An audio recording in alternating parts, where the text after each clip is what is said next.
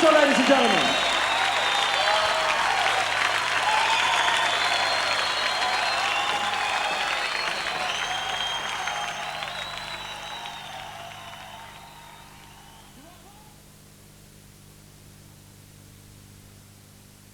More Rhythms of the World in 2 weeks' time, with the programme featuring the many styles of gypsy music from the south of France to India, an enormous range which has developed over the centuries on their travels.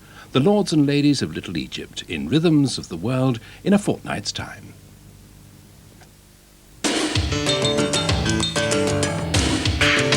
New on 2, Out of the Doll's House. There's always been a fantasy of the good mother. Each generation has thrown up its own ideal and a new set of expectations. Today's concerns would be quite unrecognisable to yesterday's mothers, struggling to bring up enormous families. Out of the Doll's House, tomorrow at 8:35 on 2. Our visit to the World Match Play Golf Championship later on is, I'm afraid, going to be a little later than published, and will now be going to Wentworth at 12:35. Between now and then, it's the Film Club, introduced by Naum Kleiman.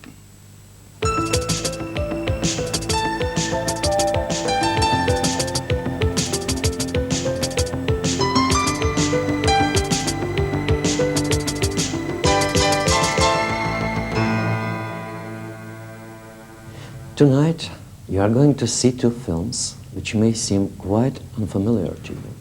Both were made by the famous Soviet filmmaker Sergei Eisenstein.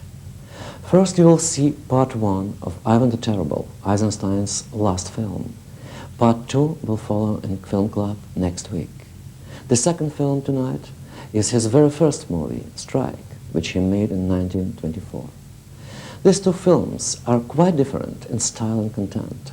Ivan the Terrible looks like a spectacular costume drama about 16th century Russia. Strike is more like a modern documentary and deals with the beginnings of the revolutionary movement which took place early this century.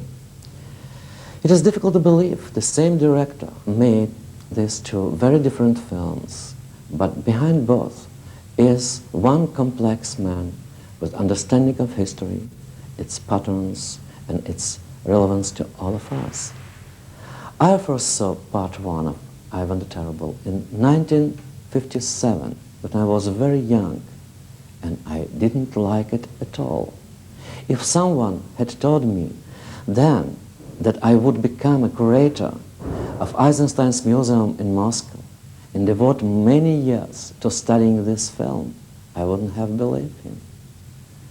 The film seemed too artificial, too operatic. I didn't understand there was a spectacle within the spectacle.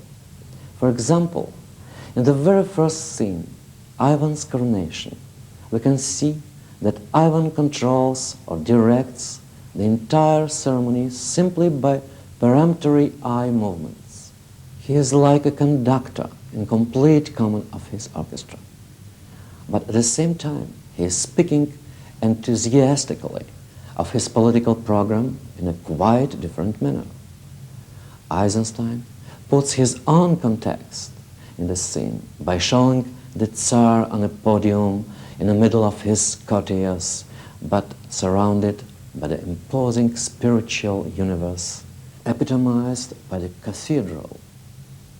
Ivan will dominate the state on earth and challenge the authority of God in heaven. In January 1941, when Russia was on the eve of war with Germany, Eisenstein was invited to shoot Ivan the Terrible on the direct order of Stalin. Stalin wanted the film to be a kind of apologia for the Tsar, who had become the symbol of bloody tyranny, to be a historical justification of his own methods of ruling the country. Not in his wildest dreams did Stalin believe that Eisenstein could turn the subject in the exact opposite. Ivan, who was the contemporary of good Queen Bess, was an enigma. Historians still dispute his role in Russian history and his personality. He was an intellectual, cruel, and extremely religious. In the first third of his reign, he began a program of reforms, but later he became, to quote our critic Belinsky, a fallen angel. Shooting the film during the war in distant Almaty, Eisenstein sought to emphasize the Russian Renaissance, the richness of the culture the Germans were trying to destroy. When Stalin saw it, he was delighted and awarded the film the Stalin Prize of the first grade. He didn't understand the minor themes of images, music, and acting. He saw only the major theme of ritual and the rhetoric of Ivan's speeches.